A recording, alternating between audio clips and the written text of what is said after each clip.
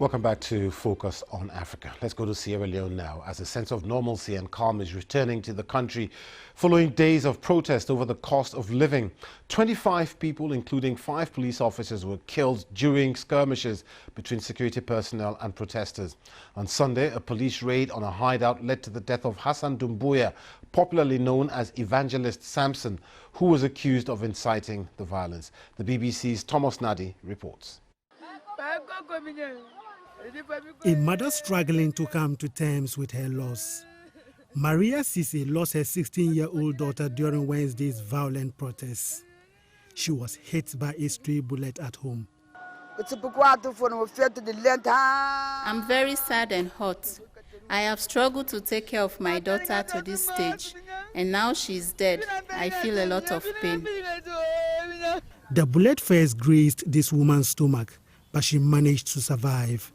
It then hit 16-year-old Khadija Ba, killing her instantly. The bodies of the 25 who died have been left in this central morgue. Khadija's father had come here to claim her body, but was denied. We're appealing to the government to give us our relatives to bury.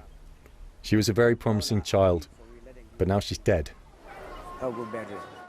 The police opened fire on protesters angered by the rising cost of basic goods and alleged human rights abuses in the country. Public and private properties were destroyed in the protests. A prominent opposition critic of the government, Evangelist Samson, has been killed during a police raid on a hideout of alleged suspects behind the violent protests. This is a residential area, and one of the bullets that was fired at protesters penetrated this heavy metal door and went out through that window.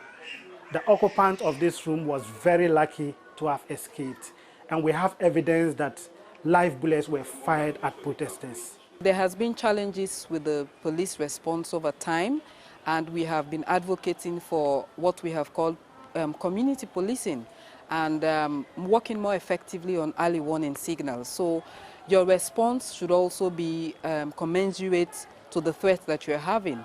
And so we're very concerned that even if the protesters became rioters, but using live ammunition was a bit extreme under the circumstances, which we feel is very unfortunate. Sierra Leone has had a very difficult past, a decade of civil war, an Ebola outbreak, and a major landslide in the capital in 2017. So many here dread any incident that will take them back to darker days. On the streets of Freetown, life is beginning to pick up.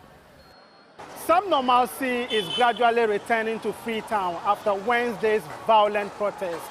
But as you can see over there, some traders are still scared to reopen their shops. Things are relatively calm, but whatever happens, Khadija Ba's family will never forget their painful loss.